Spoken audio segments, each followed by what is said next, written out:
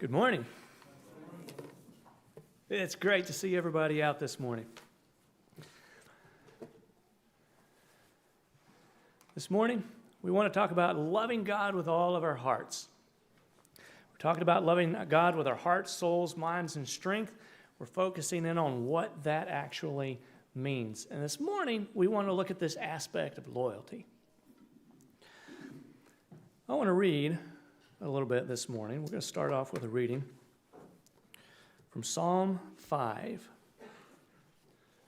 Psalm chapter 5, we'll begin in verse 1. Psalm 5 and verse 1. To the choir master for the flutes, a psalm of David. Give ear to my words, O Lord. Consider my groaning. Give attention to the sound of my cry, my King and my God, for to you do I pray. O Lord, in the morning you hear my voice. In the morning I prepare a sacrifice for you and watch. For you are not a God who delights in wickedness. Evil may not dwell with you. The boastful shall not stand before your eyes. You hate all evildoers. You destroy those who speak lies. The Lord abhors the bloodthirsty and deceitful man. Right here so far, he's cried out for salvation from whatever this oppression is that he's facing. He has stated God's abhorrence of wicked and evil. And the very next thing out of his mouth is about God's love. Verse 7, but I, through the abundance of your steadfast love, will enter your house. I will bow down toward your holy temple in the fear of you. This word that's translated here, steadfast love, is a word that we will, there we go, is a word that we're going to look at with the idea of loyalty in mind. It's chesed. It has to do with goodness, kindness, faithfulness, loving kindness, steadfast love. And the way it ties in with loyalty is it's loyalty in action. If you really are loyal to someone, you're not going to abandon them, and you're going to help them no matter come what may. And that is what the psalmist recognizes in his God. He recognizes loyalty, loving kindness, benefits that will not be taken away because God will not forsake him. Verse 8, lead me, O Lord, in your righteousness because of my enemies. Make your way straight before me, for there is no truth in their mouth. Their inmost self is destruction. Their throat is an open grave. They flatter with their tongue.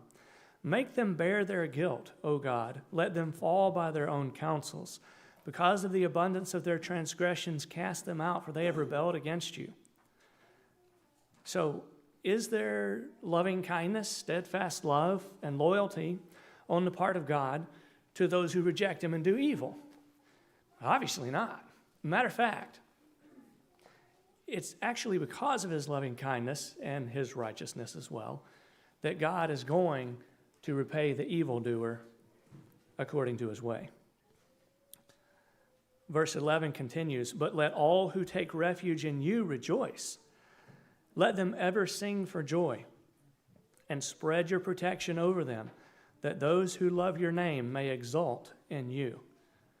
For you bless the righteous, O Lord. You cover him with favor as a shield. So as we see this concept of chesed, or loyalty, or loving kindness, steadfast love, played out in Psalm 5, there are certain people that the Lord is loyal to. And now we'll begin talking about God's loyalty to Abraham. What we want to do is walk with Abraham a little bit through his life and see where the Lord was taking him and why the Lord had this steadfast love and loyalty to him. So in chapter 12, we see the first mention of Abram, whose name will later be Abraham, and Sarai, whose name will later be Sarah. And the Lord comes to him and he says something very abrupt. He says something very difficult. Now the Lord said to Abram, go from your country and your kindred and your father's house to a land that I will show you. In other words, leave everything you ever knew. Okay? That's a good start. Verse 2, and I will make of you a great nation, and I will bless you, and I will make your name great so that you will be a blessing. I will bless those who bless you, and him who dishonors you I will curse, and in you all the families of the earth shall be blessed. So there's going to be a great reward. He gives him these promises. Later we see I guess I'm not ready to go there yet. All right, we're going to later see, on the third slide, we're going to see how he also gives him the land promise as well. So he's given him the nation promise. His descendants are become very numerous, and he's going to give them a land, which we'll see in a moment, and the seed promise, that Jesus would come from the seed of Abraham and bless everyone, dying for their iniquities on the cross. So he asks something difficult from Abraham, but he gives him great promises. He also promises here in verse 3 to protect him throughout all of his journeys. He says, I will bless those who bless you, and him who dishonors you I will curse. That's a protection. There's nowhere Abraham's going to go in all of the strange lands where we're going to see, supposes that there is no fear of God, that they're evil and wicked people and will take advantage of him. There's nowhere he's going to go that God will not take care of him. That is part of the initial relationship that God begins with Abraham. And here is the land promise. And at the end of verse 7, it says, so he built an altar there to the Lord who had appeared to him. He goes to Canaan. He wanders around in Canaan a bit, and a famine comes. And there's grain in Egypt. Sounds very similar to several hundred years later. But it happened in Abraham's day as well. And so he goes to Egypt. In Egypt, he reminds Sarah, you're a very beautiful woman. And I'm afraid people are going to kill me so they can have you for their wife. And so do me this favor. Do me this kindness. Tell people that you're my sister. And it was half true. She was his half sister that he had married. And so he comes to Egypt, and sure enough, the princes of Pharaoh look at Sarah and they say, she's a beautiful woman. And they say, who is this woman? And he says, she's my sister. And she says, I'm his sister. So Pharaoh says, good, I'd like another wife. But the Lord, here in verse 17, afflicted Pharaoh and his house with great plagues because of Sarah, Abram's wife. So Pharaoh called Abram and said, what is this you have done to me? Why did you not tell me that she was your wife? Why did you say, she is my sister, so that I took her for my wife? Now then, here is your wife. Take her and go. So God, whatever would have happened if God hadn't been there, not entirely sure. But what we do know for certain is that God showed this loyalty to Abram. When he got himself in this mess, when people oppressed him, God showed Abram loyalty. His wife is returned to him intact without being violated. And Pharaoh kind of says, I don't want any more to do with this. Get out of here.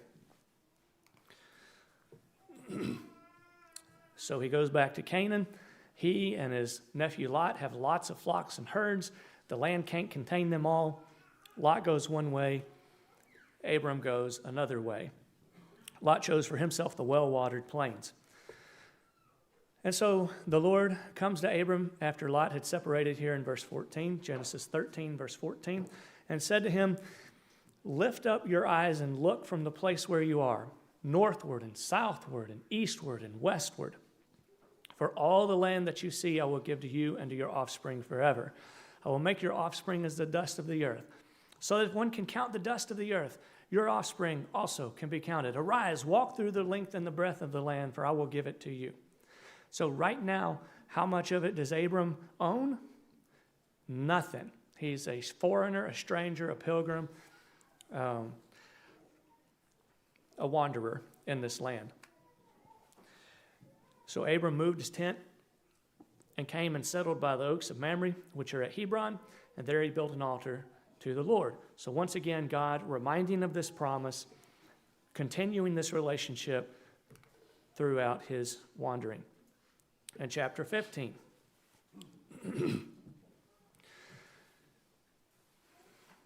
God comes to Abram and says in a vision, "Fear not, Abram, I am your shield. Your reward shall be very great."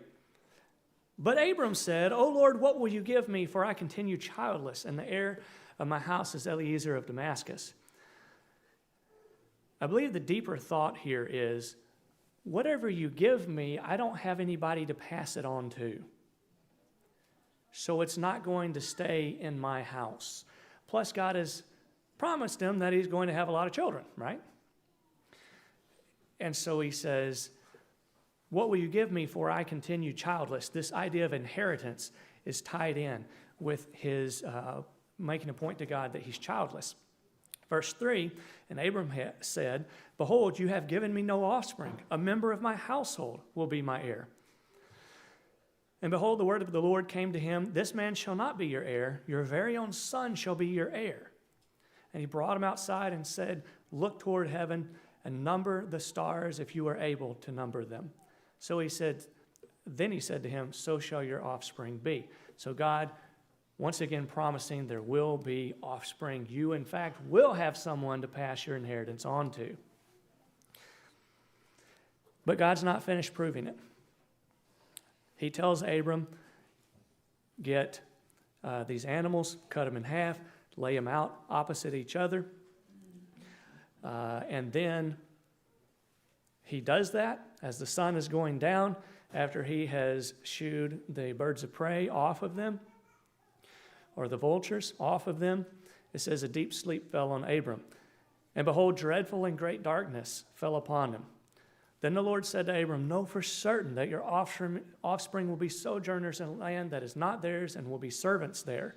So he hasn't told him these details of them going down to Egypt and being slaves yet. Now he does.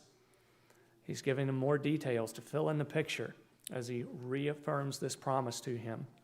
They will be afflicted 400 years, verse 14, "But I will bring judgment on the nation that they serve, and afterward they shall come out with great possessions." So more blessings, more loyalty from God to Abraham, more loving kindness. Verse 15, "As for you, you shall go to your fathers in peace. You shall be buried in a good old age, and they shall come back here in the fourth generation, for the iniquity of the Amorites is not yet complete. When the sun had gone down and it was dark, behold, a smoking firepot and a flaming torch passed between these pieces. On that day the Lord made a covenant with Abraham, saying, to your offspring I give this land, from the river of Egypt to the great river, the river Euphrates," which he would have been familiar with since he was from the Chaldean region. So in this, we have this covenant being made. People who study this deeply say it most resembles a land grant covenant that would have been given from a king to a loyal subject, to one of his nobles probably.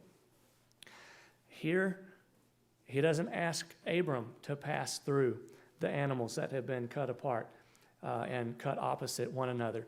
He just represents himself making the covenant to Abraham as the flaming torch and the fire pot pass between those pieces. So an even stronger affirmation of this covenant. Plus, he's having all of these experiences in his life as he goes along, that God is in fact taking care of him. He receives some visitors, 3 who appear to be men, come to him. He feeds them. 2 of them go on their way. And then verse 22 says, so the men turned from there and went toward Sodom. But Abraham now stood still before the Lord. Then Abraham drew near and said, will you indeed sweep away the righteous with the wicked? Suppose there are 50 righteous within the city. Will you then sweep away the place and not spare it for the 50 righteous who are in it? Far be it from you to do such a thing, to put the righteous to death with the wicked, so that the righteous fare as the wicked. Far be that from you. Shall not the judge of all the earth do what is just? These are bold words. People have been slain for less. Impudence as they stood before a human king. But God does not slay him. He doesn't even rebuke him. As you may remember, the Lord says, okay, I'll spare it for 50 men. And Abram says, hey, what about 45? What about 5 fewer people? Would you still spare the city? And the Lord said, I would spare it. And realizing that he wants to bargain a little bit farther, he starts jumping by tens. What about 40 people? 30, 20? Hey, what about 10 people? And I love the humbleness that he brings because he knows who he's addressing. Genesis 18:31. This is Abraham.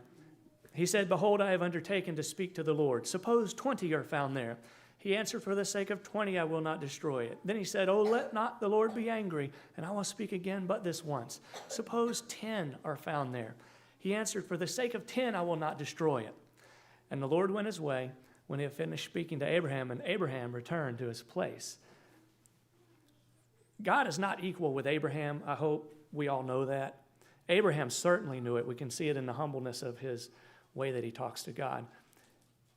But God, on his part, descended and gave Abraham the great honor of this back and forth exchange and of giving Abraham his wish.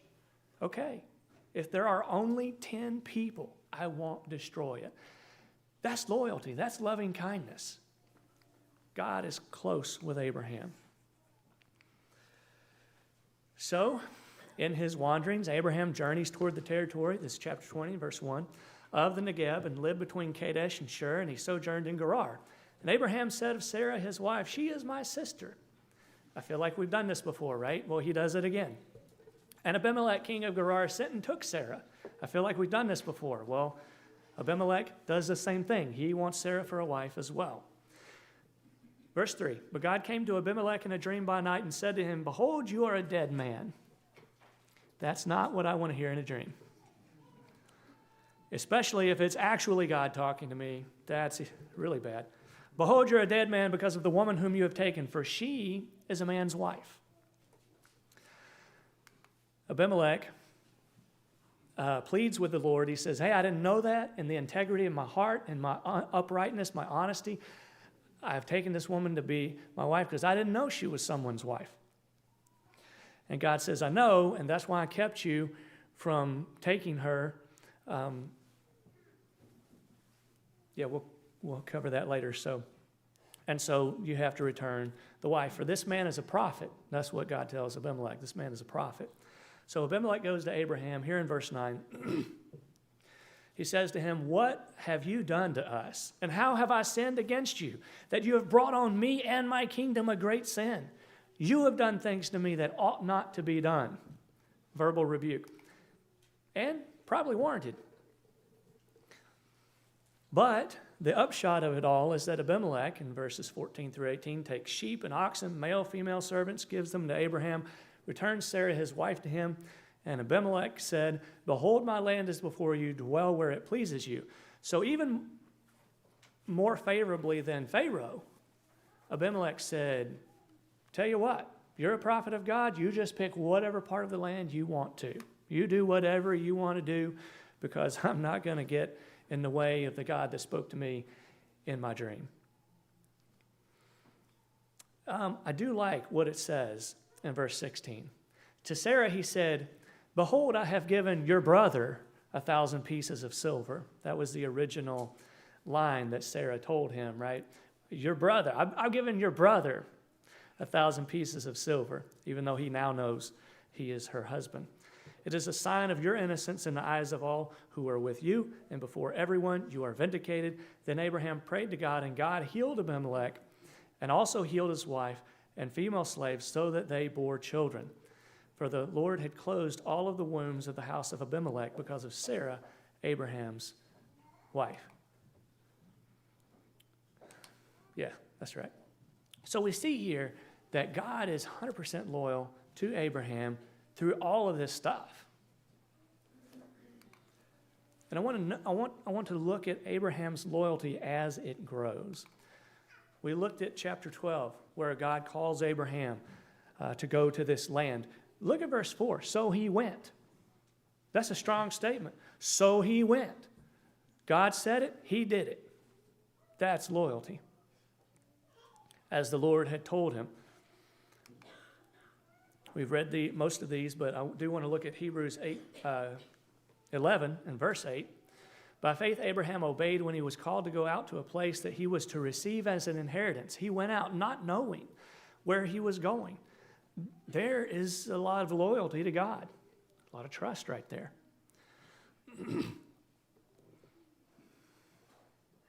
And he went out not knowing where he was going. Verse 9, by faith he went to live in the land of promise, as in a foreign land, living in tents with Isaac and Jacob, heirs with him of the same promise. For he was looking forward to the city that has foundations, whose designer and builder is God. Back in Genesis 12, verse 7, when the Lord appears to Abram and says, to your offspring I will give this land, he builds an altar to God. He obeyed, or it looks like he obeyed when he was called, and then he built an altar to the Lord who had appeared to him. He already is showing loyalty because he knows God is God. In chapter 13, after Lot separated from him, when he moved his tent and settled by the oaks of Mamre, or at Hebron, he built an altar to the Lord. So the Lord keeps reaffirming his promise to Abraham. Abraham keeps worshiping the Lord. He keeps being loyal to this God who has chosen him. When Abimelech gives him back Sarah back and all of the gifts and the 1,000 pieces of silver, Abraham does his part. He prays to God for God to heal Abimelech. I think a lot of times it's so easy when there's an embarrassing situation to kind of slink away and not be around those people anymore. Abraham does the stand-up thing and says, Lord, he's done the right thing to me. Please bless him. And Abimelech's family and household is healed. In Genesis 22, verses 1 through 3, after all of the things that we've studied, not before, not during, but after all of those things, after God has shown his loyalty in chapter 22, God comes to Abraham, says to him, Abraham, and he said, here I am. Verse 2, he said, take your son, your only son Isaac, whom you love, and go to the land of Moriah. What is God emphasizing here with these phrases? Your only son. You don't have another one. You love him a whole lot, and you're not going to want to do what I'm about to tell you to do. Go to this land 3 days' journey away and offer him there as a burnt offering on one of the mountains of which I shall tell you. That's not what I want to hear from God either. That's hard. It's hard on so many levels, right? First of all, human nature, that's my son, that's my child, I love him, I just dearly love him, and you're telling me to give him up? And not only do I have to give him up, I'm going to have to kill him and burn his body on an altar on this fire that I'm going to make. I don't want to do that. That's first of all, just on a human level. Also, he's the only son of my old age. He's the only son that my wife bore to me, if I'm Abraham. There's not another one. It took a miracle to get Isaac there. And if there's going to be another child, it'll take a miracle to get him there. And God has already said, in Isaac your seed shall be named.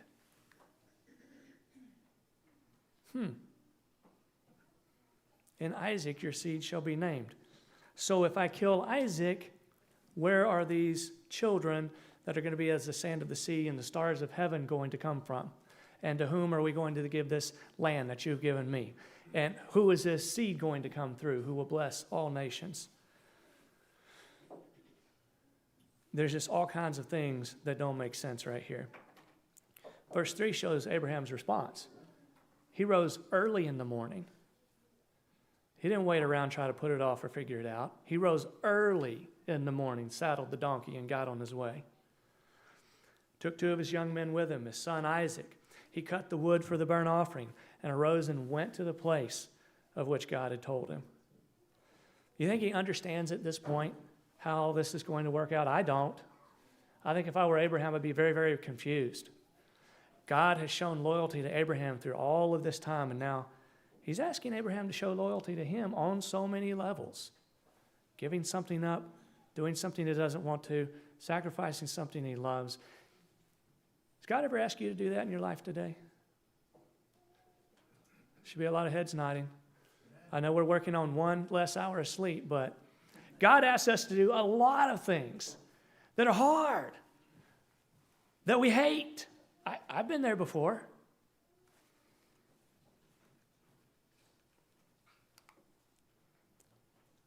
It doesn't get any easier on this 3-day journey.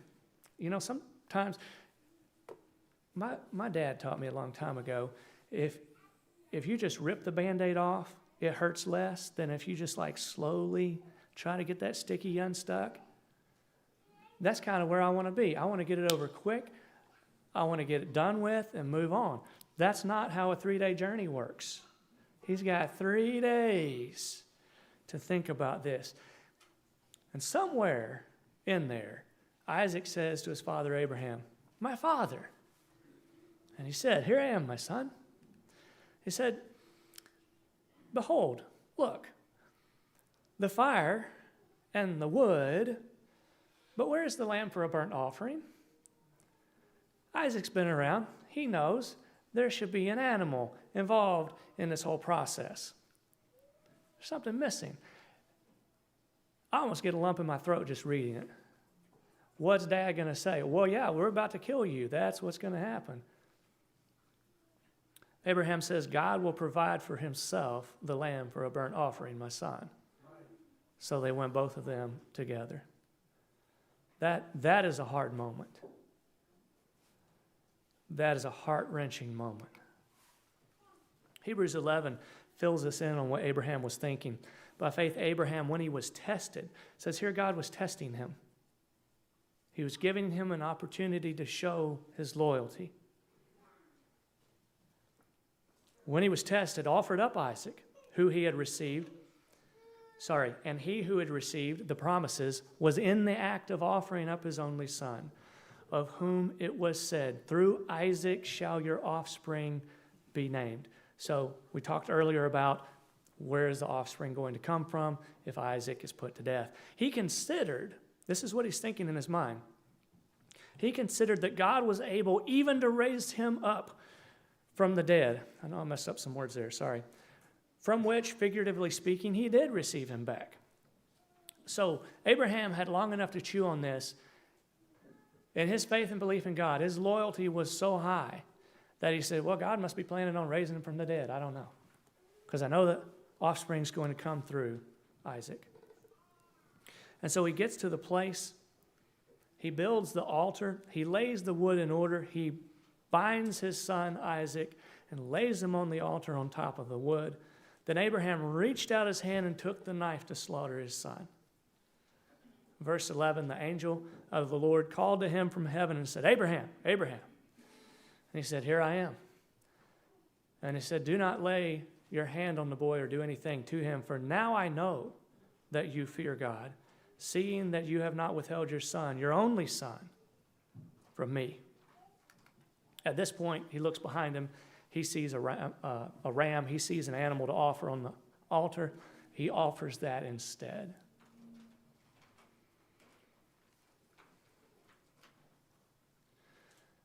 I'm pausing to give my heart a little time to slow down. That's a lot. That is a lot. Will God ever ask us to prove our loyalty to him? Amen. He did with Abraham. He will in your life too. We are going to have steadfast love for the Lord as he has for us. As good as all this is, it must be brought to a close. So, back in Hebrews 11, it points out in verse 8 that by faith Abraham obeyed when he was called to go out to a place that he was to receive as an inheritance. We read this earlier. Remember, he went out by faith. He went to live in the land of promise as a sojourner, as a wanderer. But verse 10 again, remember that part?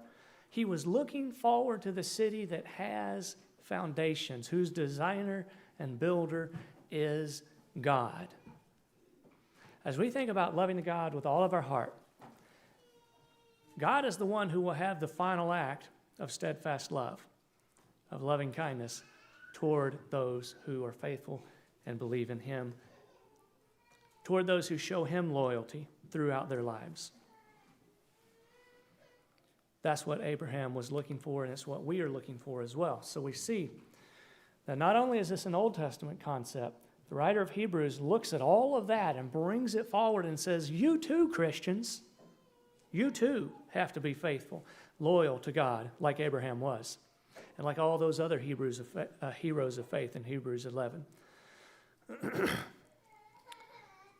We're going to look a little bit about this covenant that God made with the children of Israel and see this same element, not only with Abraham in the patriarchal age, also with Moses and the children of Israel in the Mosaic age. Know therefore that the Lord God is your God. This is Deuteronomy 7, verse 9. The faithful God who keeps covenant and steadfast love with those who love Him and keep His commandments to 1,000 generations, and repays to their face those who hate Him, by destroying them. He will not be slack with the one who hates Him. He will repay him to his face. You shall therefore be careful to do the commandment and the statutes and the rules that I command you today. And because you listen to these rules and keep and do them, the Lord your God will keep with you the covenant and the steadfast love that He swore to your fathers. Without the covenant of God, where would the physical nation of Israel have been? First of all, they would have never gotten out of Egypt. They were in captivity to a world power who was well able to keep them in that captivity. Second of all, they would have been destroyed when they got to the land of Canaan. Thirdly, they should have been destroyed about every generation and a half in the land after they took it. They are not painted in the Bible as a militarily strong nation that conquers all of their enemies. They're painted in the Bible as a nation that is constantly being taken captive by the peoples around them, and finally goes into Babylonian captivity. The southern kingdom was already in captivity before that. They should have been dispersed and destroyed so many times over. It was God's loving kindness that kept them afloat.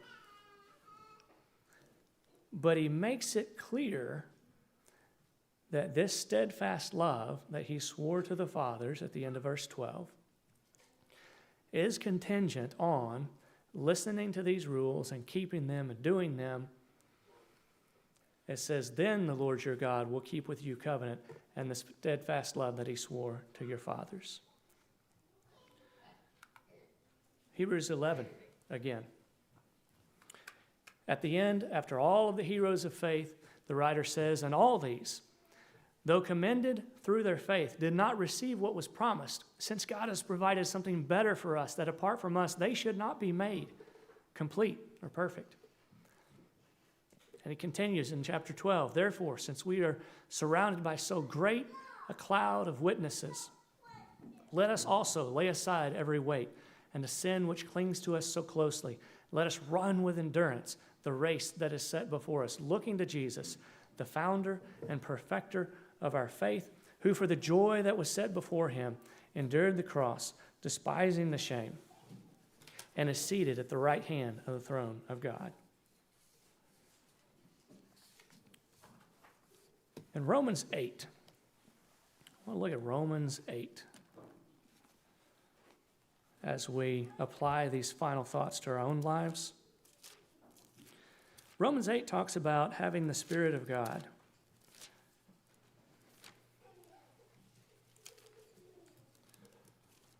In chapter 7, the Holy Spirit establishes that we cannot be saved by the law of Moses. And so in verse 8, or chapter 8 rather, he tells us what we can be saved by. And that is, at the end of verse 3, God's Son in the likeness of sinful flesh and for flesh. God sending his Son in the likeness of sinful flesh and for sin. So let's look at verse 5. I got to read verse 4. I can't help it. In order that the righteous requirement of the law might be fulfilled in us, who walk not according to the flesh, but according to the Spirit. Now, verse 5. For those who live according to the flesh set their minds on things of the flesh, but those who live according to the Spirit set their minds on things of the Spirit. For to set the mind on the flesh is death, but to set the mind on the Spirit is life and peace. There's so much more there. I wish we had time to go all through Romans chapter 8 in that first half. But what we need to take this morning is loyalty to God involves having him and his things as our highest priority. Setting our minds on things of the Spirit. That is loyalty to God. We really can't claim to be loyal to God after everything he's done for us. If we live life the way we want to, but also go to church once in a while, but also read our Bibles once in a while. He's got to be the thing that we've set our aim on, our minds on. He's got to be who we live for. That is loyalty to God. Abraham followed God with the uncertainty of not knowing where he was going or what it would be like. And we have to do the same thing. In studying the Scripture, we have to have the goal of finding God's will. We have to make sure we aren't letting a desire of our own bias our understanding as we study. And our agape, our love for our brothers and sisters, both in correcting them and in treating them with kindness and respect, we've got to put that as a very high priority in our life if we're going to be loyal to God. And this ties in perfectly with 1 John, as we've been reading that on the Sunday morning class. That's what a preacher says when he doesn't have time to go there and make all the points he wants to from 1 John. Finally, the reward is going to be worth it. God will bring us to heaven. We will be able to find that city with foundations if we are 100% loyal to him. And that is really a lifelong pursuit. I continually find areas in my life that I'm not as loyal to God as I want to be, and I've got to work on that. That's the journey, hopefully, that we're all on. If you're here this morning and you have remembered that you are not loyal to God in some area of your life, if you need to confess sin or come to God to start with, if you've never begun the journey with God, know that he will be loyal to you and that you need to be faithful to him. Please give your life to him this morning if you need to. In Jesus' name, or as we stand and sing.